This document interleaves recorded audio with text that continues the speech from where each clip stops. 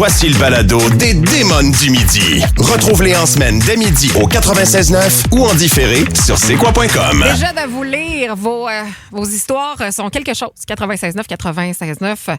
On parle de personnalité narcissique, de troubles de la personnalité narcissique, parce que souvent, on le galvaude, le pervers narcissique. C'est une personne comme ça, une fille ou gars, hein, parce que c'est fille ou gars, il n'y a pas juste des gars. Absolument, c'est non-genré, tout Absolument. ça. Donc, le pervers narcissique, le PN, est une personne atteinte d'un trouble de la personnalité narcissique faisant partie des personnes toxiques dont il faut se protéger. Très souvent, une personne va devenir un pervers narcissique parce qu'elle a grandi dans une famille dysfonctionnelle et a connu des abus, donc des traumatismes de la violence. Fait que pour se construire une sorte de bulle increvable autour de son être pour se protéger, eh ben, elle a développé une espèce de non-empathie. Ça a joué sur ses émotions. Ouais. Alors, on dit souvent de ces personnes-là là, qui ont des espèces de facteurs là, qu'on peut les catégoriser. Donc, c'est souvent des personnes qui ont un ego démesuré. Oui. Ils se sentent davantage... en fait, ils se sentent avantagés sur le plan physique. Ils adoptent régulièrement une posture de victime, beaucoup dans la victimisation. Ils vont souvent dénigrer leur entourage. Un décalage entre ce qu'ils disent être et ce qu'ils sont réellement. Le pervers narcissique a toujours besoin d'attention. C'est un fin séducteur, un fin manipulateur. Ils sont habiles. Oui, il manque donc d'empathie, je vous le disais. Il cherche à vous isoler. Il surestime totalement ses capacités. Il utilise un langage flagrant de perversion. Regarde ce que je fais pour toi. Je t'aime comme je n'ai jamais aimé personne. Je n'ai pas de chance dans mes relations amoureuses. Si il t'arrive ce qui t'arrive, c'est à cause de moi. Tu sais, c'est ça. C'est un menteur né. Et ça va comme ça, je vous le dis. J'ai l'impression de lire ça et de dépeindre le portrait d'un monstre, d'une personne qui t'as pas envie de connaître, mais à voir l'actualité puis à voir tous les sites de pop culture, j'ai l'impression que pas les manipulateurs, mais les pervers narcissiques sont parmi nous. Puis en fait, là, c'est que, tu dis, j'ai l'impression de dépeindre un monstre, mais c'est qu'ils sont vraiment plus filous que ça. Ils le font tellement de façon, tu sais, c'est pas tout d'un coup. C'est pervers. C'est super sneaky.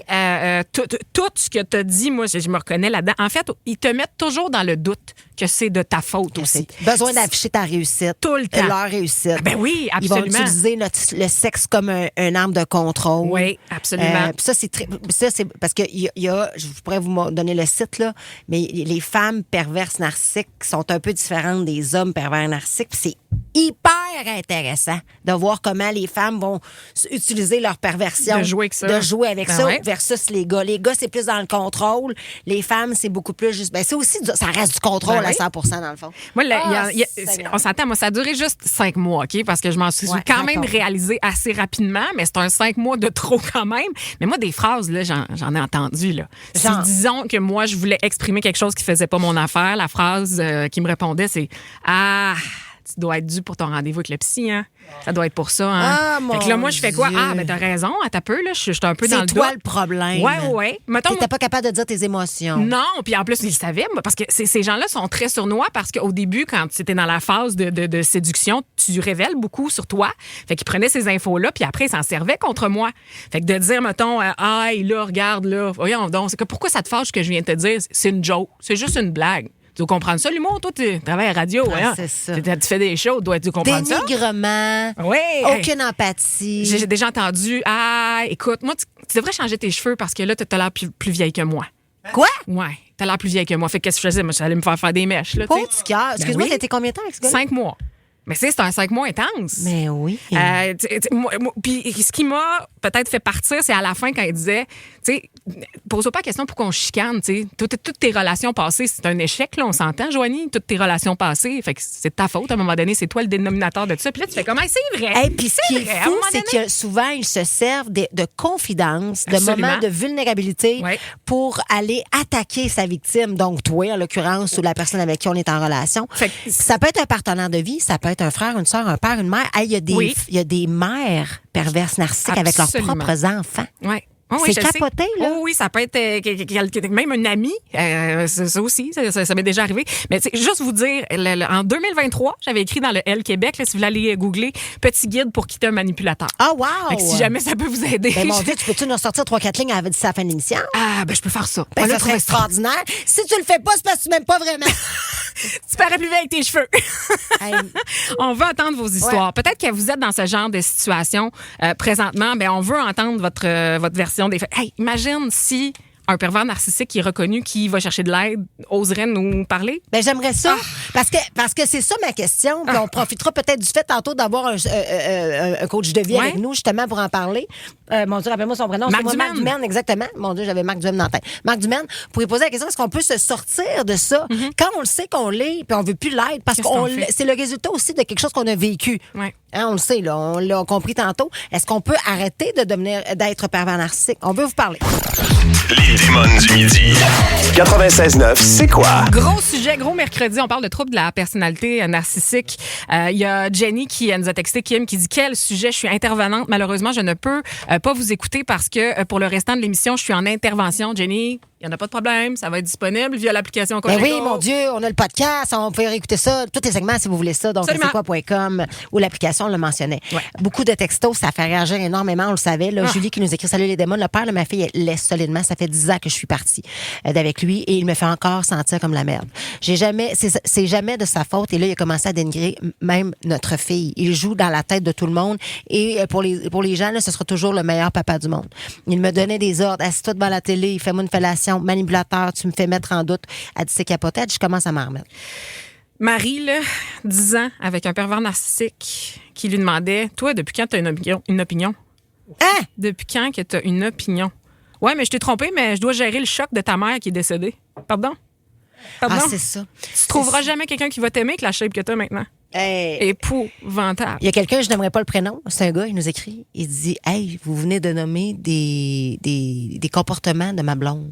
Ouf. Fait que, comment t'abordes ça? Ouf. Comment tu deals avec ça? On serait curieuse de te parler. Si jamais ça t'intéresse, 514-790, c'est quoi? On s'en va au téléphone. Oui, on parle avec Kate de Sainte-Julie. Merci de nous parler, Kate. Salut les filles. Salut. Allô. Ben, avant que tu nous racontes ton histoire, on aimerait te faire un grand câlin. Là, ton histoire, pour vrai, ça me touche terrible. Raconte-nous, toi, qu'est-ce qui s'est passé? OK, ben moi, en 2006, j'ai rencontré un gars sur un site de rencontre. Puis j'avais pas allumé. Aujourd'hui, j'ai beaucoup plus de progression dans la vie, mais à ce moment-là, j'ai pas allumé. Pendant 8 heures de temps qu'il est venu chez nous, il a parlé juste de son ex, de ses seins, de ses ongles, qu'elle était donc belle, qu'elle était shapée, puis tout. Puis au final, je me suis rendu compte, après 4 ans et demi, quand je l'ai quitté, que je ressemblais à 2 gouttes d'eau à son ex. OK. Fait que lui, il a pris la base, là, la petite maman là, de 4 enfants, là, puis il a fait avec elle ce que l'autre avait fait, ce qu'il avait fait avec l'autre avant. C'est-à-dire, bon, là, tu vas avoir les cheveux noirs, tu vas avoir ci, tu vas avoir les ongles de telle longueur. Il t'a transformé pour que tu lui ressembles à son goût à lui. OK. À mes frais à moi. Ça m'a coûté plus de 40 000 en 4 ans et demi de soins des seins, des lèvres, les injections, les gyms, tout, là, les ongles qui coûtaient aux 2 semaines, là, des ongles tellement longs que je n'avais même pas attaché mes blouses pour aller travailler. Mais tu te sentais dans l'obligation. Mettons, revenons à toi, Kate. Quand ce gars-là, parce que tu l'aimais, je pouvais comprendre. Donc, mais toi, tu sais, moi, mettons, un gars qui me dit: t'as fait faire les seins, ça me tente pas, mais ça mange marde. Quand même bien que tu m'épaires. Ben, il m'avait pas dit de même. Non, il était wise. Il m'a dit: c'est tes seins après 4 enfants, tu sais, mettons, mais tes ongles. Tes ongles, t'étais pas capable d'attacher des souliers. Ça m'allume, c'est ça qui me fait. Qui me donne, ça me fait capoter. Quand je trouve une main, t'es tellement hot. C'est ça, son sneaky. Fait qu'il te convainquait que lui, ça l'excitait quand t'avais l'air de ça. Fait que ça te faisait te sentir bien. C'est ça, drôle ça. Oui, ça me faisait sentir belle. Puis, quand tantôt, Joanie, tu disais, bon, les commentaires désobligeants, moi, il me disait: image is everything. Puis, il était francophone, là. Image is everything.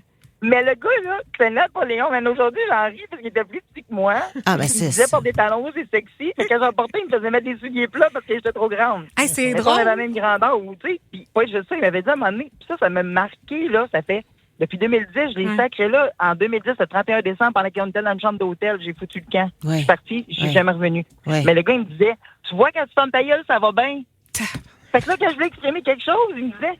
Mais j'étais là, j'avais les larmes qui coulaient, j'étais assis à côté de lui, je voulais exprimer un sentiment que j'avais. Mais ce que je me faisais répondre, c'est, là, il me voyait avec avoir de la peine, puis là, il disait, il disait, ça va?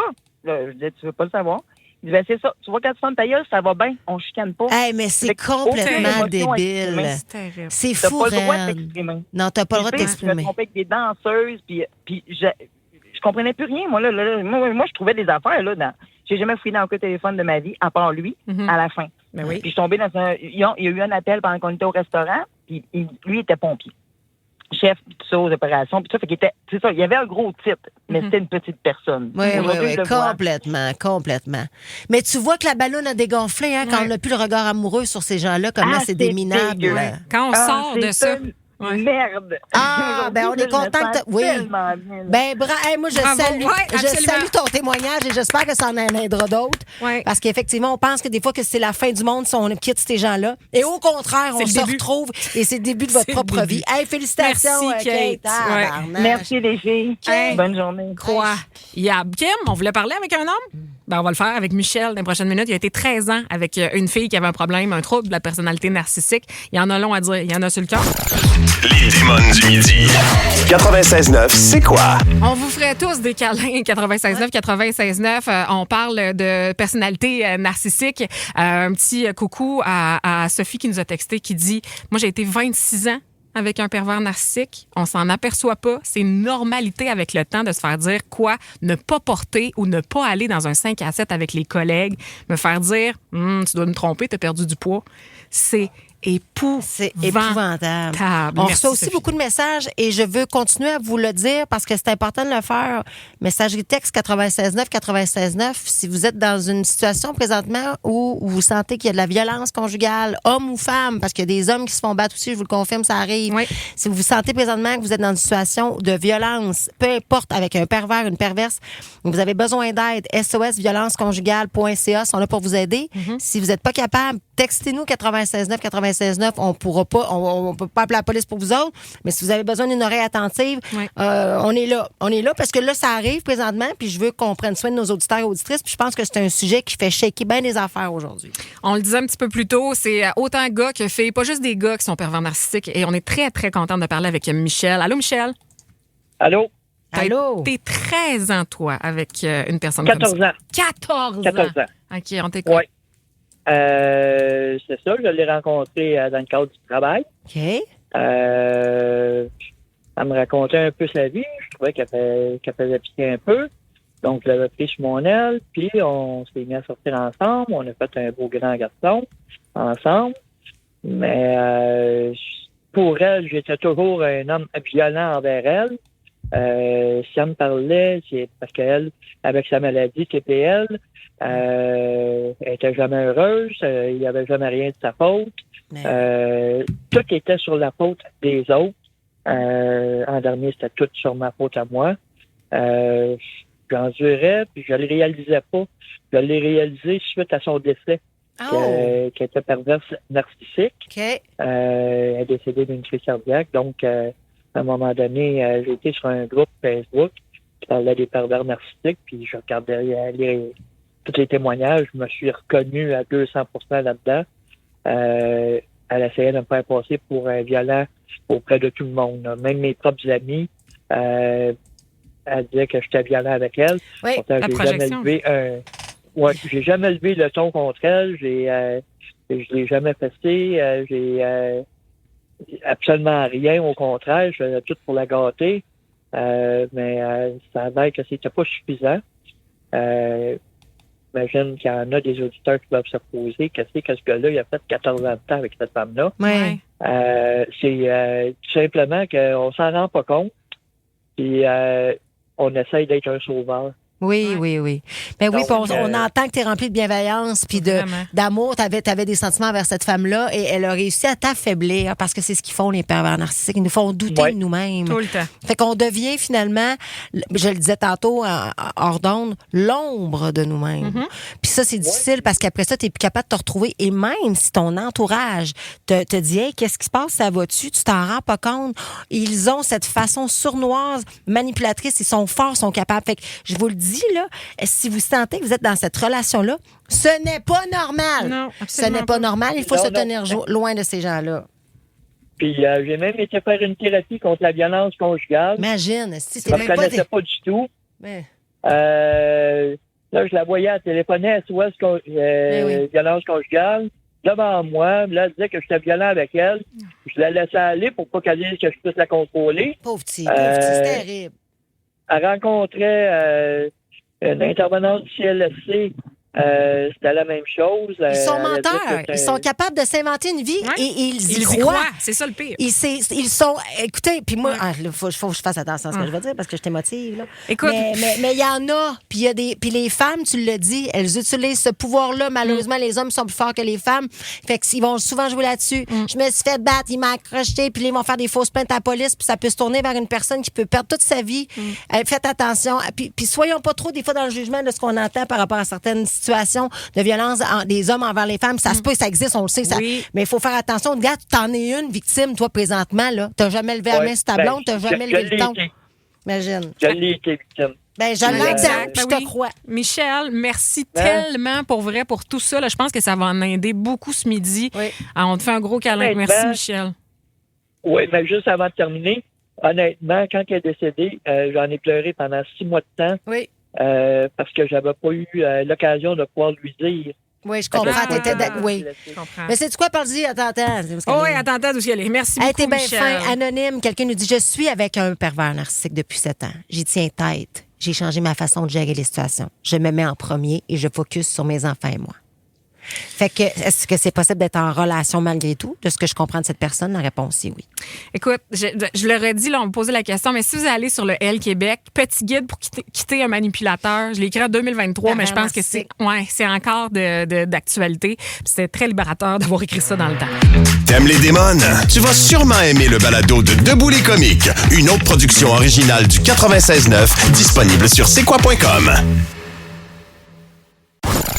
Les démons du midi. 96.9, c'est quoi? En ce milieu de semaine, on a un invité. C'est le fun le mercredi. D'habitude, on n'a pas d'invité. Et là, on le reçoit. Il est avec nous officiellement. On l'accueille, Marc Dumaine. Allô, Marc? Hello! Bienvenue parmi nous. Merci beaucoup. Est-ce que tu te sens un peu démon parmi les démons? Écoute, c'est quasiment intimidant. Voyons. Les cornes te poussent? Non, j'aime ça, je suis prête. Ben, notre show, on est toujours dans les... On n'est pas de sujet tabou. Non. On ose aller dans les endroits où parfois les autres vont pas, puis c'est, je pense, ce qui nous définit, puis on aime ça, faire ça. Ça fait beaucoup réagir. On avait envie de parler avec toi. Marc, là, on va le dire d'emblée, parce que je t'ai présenté comme coach de vie, t'as dit pas coach de vie. T'aimes pas le terme, en fait, Ben, coach de écoute, vie. j'ai pas cette prétention-là. Je trouve que, d'un, il y a tellement de coachs de vie aujourd'hui, puis de deux, je coach pas la vie de personne. Parce qu'on est maître de notre vie.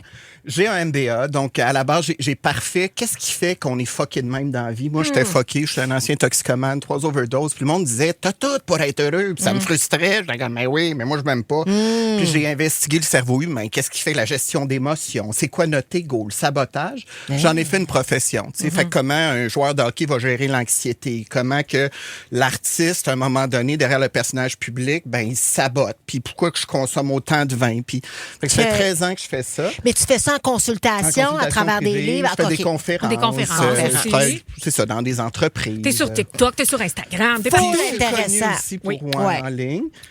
Puis là, ben, l'artiste, j'ai un one-man show qui est sorti récemment, un livre qui s'en vient, puis j'ai envie d'aller rejoindre le plus de monde, puis qu'on se questionne ensemble. Surtout, c'est intéressant, Trump a été élu. Mais je me dis qu'en 2024, là, on est capable d'élire un criminel, l'avortement devient illégal. On n'a jamais été autant intoxiqué. La SAQ le vendredi est pleine. Qu'est-ce que c'est ça? Qu'est-ce qui se passe? Notre monde est malade. On va pas bien. On va pas bien. Tu as raison. On a fait dernièrement un sujet sur l'alcoolisme et la toxicomanie fonctionnelle. Je pense que c'est le show qui a le plus marché. On n'a jamais eu autant de réactions.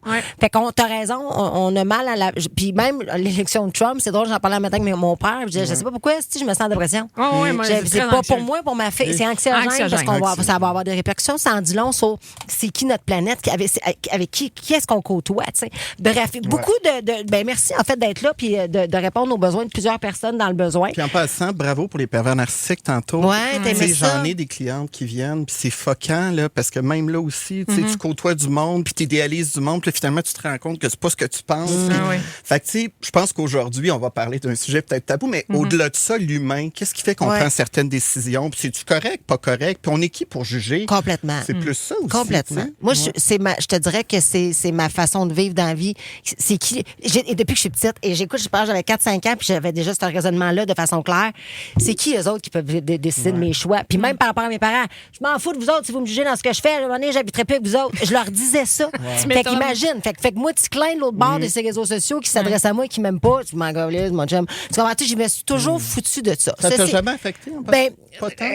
si tu parles de mon enfant, faut pas que je trouve où tu habites. Mais puis ça, c'est pas une menace, c'est un fait. Mais puis même de mon père, j'étais plus... Quand j'étais jeune, on me parlait de mon père, tu sais, c'est parce que c'était comme si j'avais pas le contrôle. Mais moi, tu parles de moi, je m'en fous. Je m'en fous vraiment. Donc là, avec toi, on va parler d'image. L'image physique, là, donc de ce qu'on est à travers les chirurgies esthétiques. Parce que Marc, t'en as eu combien de chirurgies? Je sais pas. T'as-tu compté? Le Botox, ça fait partie des chirurgies, ça? Ça, c'est plus non-invasif.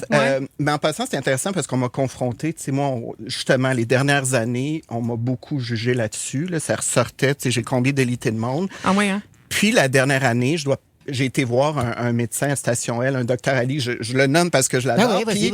J'ai été mal. Tu sais, moi, j'ai fait comme tout le monde. Ben oui, tu sais, comme tu fais-tu du Botox, c'est qui? Puis là, j'ai fini dans des espèces de ruelles en bas. Puis là, la seringue est moins chère. Puis 10 ans plus tard, ben j'ai commencé à me regarder puis je comprenais. Tu sais, j'étais comme si, j'étais enflé. Puis finalement, t'as perdu le contrôle. Ben, j'ai perdu le contrôle. Puis j'ai réalisé qu'ils n'ont pas notre bien à cœur. Tu sais, l'argent, c'est payant, cette industrie-là. Puis il n'y a personne qui dit, t'es-tu correct? Tu sais. Fait que, c'est ça. C'est tellement intéressant. Mais moi, je trouve ça intéressant parce que j'ai eu la discussion avec mon chum cette semaine. En fait, hier, dans le char, par rapport à ça. J'ai une question pour toi. Les démons du midi. 96.9, c'est quoi? On est avec Marc Dumaine ce midi dans les démons. Expert en potentiel humain. Je trouve ça beau. C'est beau. Ça fait beau. C'est mieux que coach de vie. On aime le terme. On parle de chirurgie plastique ce midi, Marc. Et esthétique. Puis je pense que on peut entrer le Botox là-dedans. Puis Marc, moi, j'ai une question pour toi. Vas-y. J'ai une discussion cette semaine par rapport à ça avec mon chum et j'ai une ride cette dans plein milieu. Une ride d'expression parce que ça a l'air que je suis expressive entre les deux yeux. Puis j'ai fait de la microderma, ma patente chez machin, les crèmes, puis c'est bon crèmes pour de la nuit. peau. C'est bon une journée. On s'entend-tu que les crèmes à 300$? Mais non. Ça fonctionne pas. C'est Et les là, rackets. j'ai dit à mon chum, parce que je sais que Kim, toi, tu y vas. Moi, je fais du parfois. Botox depuis 10 ans en prévention. J'ai entendu Valérie Roberts aussi en parler, puis elle en parle ouvertement, puis je trouve ça beau. Pour vrai, faire comme tu l'assumes, tu y vas. Il n'y a let's rien go, là, girl. le Botox. Et mon chum m'a dit, ben voyons donc, commence pas ça, tu seras plus capable de t'arrêter. Ben, c'est ça. Je pense qu'il faut comprendre le Botox avant de se prononcer. Puis oui, le Botox, si tu en fais faire, puis là, je veux pas qu'on passe l'émission à parler de Botox. Là. Non. Puis on en reparlera, puis si vous voulez qu'on en reparle, on refera des sujets là-dessus. Mais le Botox, c'est parce que, à un moment donné, ça s'estompe dans ton corps. Mais ça fait en sorte que ça diminue, ça gèle le muscle, fait que ça diminue tes réactions. Mais tu peux, moi, je fais de la microdose, puis gars, je bouge en tabarnak. Ah ouais, ça bouge. Mais ça fait en sorte que ça va diminuer des rides à long terme. Fait que tant qu'à payer 300$ des crèmes qui marchent pas, ça, c'est un racket. J'aime aussi faire en sorte que mon muscle bouge un peu moins, fasse moins de stries, en fait, dans ma peau. Mais tout ce qui est remplissage, des fillers, des agents de comblement. Ça, t'en as eu, Marc. Ça peut modifier votre visage. Puis moi, ça, j'en ai jamais eu. Ben, moi, j'en ai eu trop. OK. Bon, Fait que, parlons-en. Ouais. L'année passée, j'ai été voir un médecin, puis j'ai dit, je pense, puis il dit, écoute, c'est rendu que ça bouge. Tu sais, c'est qu'à un moment donné, il y en a qui restent en dessous de la peau. Puis moi, j'ai été obligé de tout dissoudre mon visage. On a recommencé à neuf, là. Mais je pense qu'il parle d'un pillow face. C'est le terme quand il y a beaucoup de stars qui ont fait ça. Puis c'est comme si les fillers, c'est ça, ils se disent ça. Mais c'était la mode, Stitch. Ben oui. Puis c'est correct. On est zéro dans le jugement, je vous jure. Là. Mais on voit des stars, on les reconnaît pas, puis on critique. Ah, mon Dieu, elle se ressemble pas. Marc, tu es assurément la première personne à dire si tu as fait fondre ce que tu avais, Stitch, je me ressemblais pas. Ouais. Mais c'est qu'on le voit pas tout de suite. Comment tu ça, tu le vois pas tout de suite? Quand t'es dedans, non, mais quand tu te regardes, avouez, on est notre pire. Tu vois jamais ce que les autres voient. Autant dans le pire que le mauvais. Mais moi, je m'aimais bien. Mais ma référence, moi, en plus, je suis extravagant. Moi, c'est Hollywood. Fait que, tu sais, moi, à L.A., personne me regarde. Tu sais, à L.A., je suis normal. À Québec, je l'entends quelque part. Tu sais, je veux dire, je fais pas... Les gens ont des visages. Non, mais aujourd'hui, c'est sûr que, bon, mon look, l'extravagance, c'est plus ça. Mais c'est juste que c'est au Québec, tu sais, né pour un petit pain judéo-chrétien, j'ai l'impression que déjà notre rapport à la beauté soit pas trop. Tu sais, déjà mettre ta robe sexy, bon, check la guidoune. Tu sais, c'est... complètement. Non, tu sais, fait à LA, ça va. Fait que moi, j'avais mes références, comme tu as dit, de Los Angeles. Ça allait, puis je voyage beaucoup. Mais finalement, c'est vrai, j'ai vu, puis là, j'ai décidé, c'est ça. J'ai dit, regarde, j'ai été trop loin, puis j'ai réalisé qu'il faut faire attention, justement, aux références. Fait que, tu sais, ma mise en garde, c'est aller chercher des gens de compétence. Si le monde va en Tunisie, ben, tu sais, c'est dangereux, là. C'est dangereux. Tu sais, tantôt, on te présentait expert en potentiel humain. Tu dis que tu t'es saboté, t'as fait, t'as consommé de la drogue, après ça, t'es revenu, tu t'as consulté, tout ça, pour essayer de trouver, finalement, apprendre à t'aimer. Ouais. Comment on peut en arriver à se dire, j'apprends à m'aimer dans le fond, dans la forme, mais dans le contenu, en fait, mais dans le contenant, je modifie mon visage. C'est-tu parce que je m'aime pas? Si tu pourrais arriver à m'aimer, qu'est-ce que tu réponds aux gens qui vont te dire ça, mettons, mais tu t'aimes pas si tu t'en fais faire? Ouais. Ben ça, c'est assez drôle. C'est comme de dire, si tu te fais teindre les cheveux, tu t'acceptes pas. C'est pas parce que tes cheveux blancs. C'est sûr que j'ai une certitude, le bonheur viendra jamais de l'extérieur. Fait que je m'aime pas plus parce que je fais ça, au contraire. Tu sais, je veux dire, la fille au gros sein, ça pense que c'est juste ça.